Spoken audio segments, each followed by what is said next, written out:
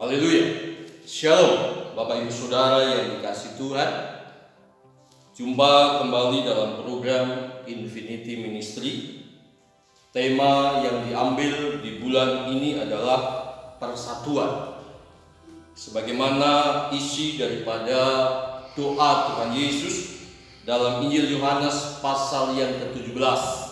Di dalam ayat yang ke-22, Yesus punya hati dan isi doanya supaya umatnya bersatu. Bapak Ibu Saudara yang dikasihi Tuhan, di saat kita mendengar kata persatuan diambil dalam sebuah tema, berarti di latar belakangnya ada indikasi perpecahan. Tidak bisa kita pungkiri dalam catatan sejarah gereja mulai dari abad pertama sampai sekarang, gereja mengalami perpecahan. Dalam masa pelayanan Paulus dengan tegas menasihati kepada jemaat di Korintus, yang mana Paulus mendengar sebagai bapak rohani yang merintis jemaat di Korintus. Jemaat mengalami perpecahan yang begitu luar biasa, menjadi masalah utama yang terjadi di Korintus. Bapak Ibu Saudara yang dikasihi Tuhan, persatuan merupakan hal yang harus ada dalam gereja Tuhan. Biarlah kita menjadi gereja Tuhan, orang-orang percaya, merealisasikan isi doa Yesus supaya kita bersatu. Kita mengakui di dalam diri kita ada begitu banyak perbedaan. Dalam organisasi ada begitu banyak perbedaan bendera denominasi gereja. Perbedaan di dalam pola pikir akademik, dalam menafsirkan hal-hal yang ada di dalam Alkitab sebagai ilmu teologi. Tetapi biarlah semua perbedaan itu tidak membuat kita mengalami perpecahan.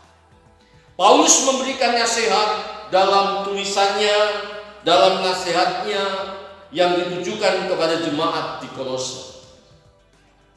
Ada kebenaran yang Paulus ajarkan untuk membangun sebuah kebersamaan, untuk membangun sebuah persatuan sebagai gereja Tuhan.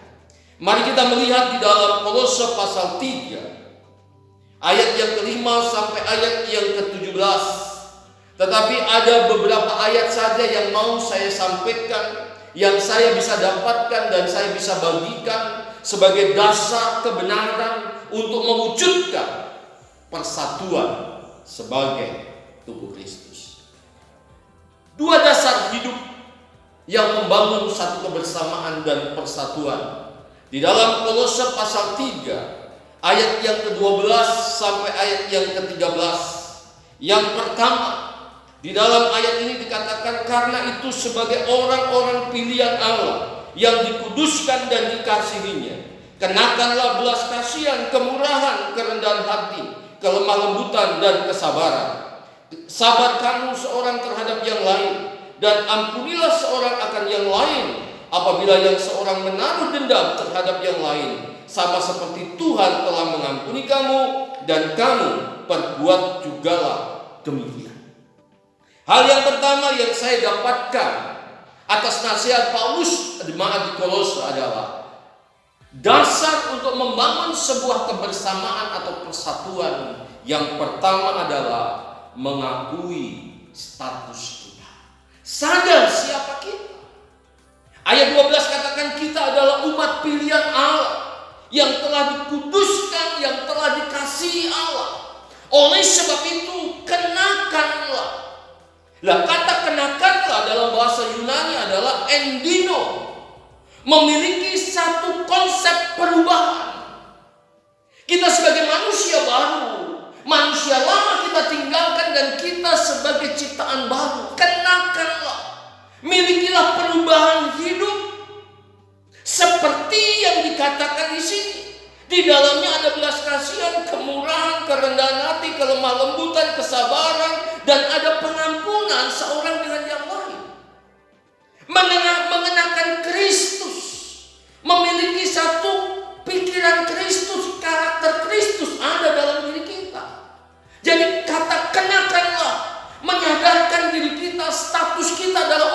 pilihan Allah yang wajib mengenakan, memiliki satu perubahan hidup.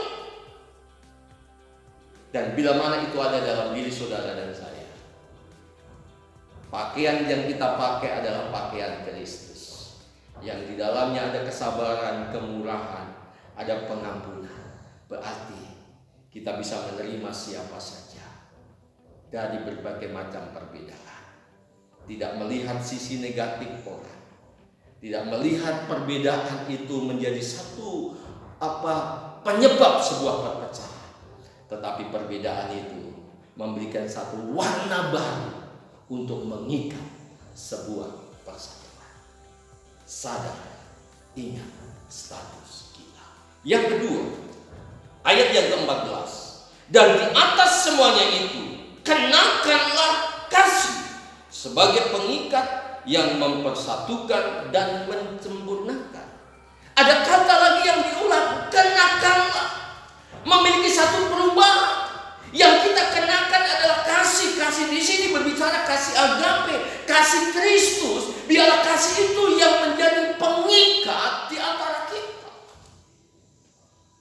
Kasih Kristus di mana Kristus menerima kita apa adanya, enggak mempedulikan kelemahan, kebobrokan, ke hal-hal yang tidak baik dalam diri kita, dia terima. Oleh sebab itu tatkala kita mengenakan, memiliki kasih Kristus, berarti mau tidak mau kita mampu menerima siapapun mereka tanpa melihat hal-hal yang buruk dalam diri mereka.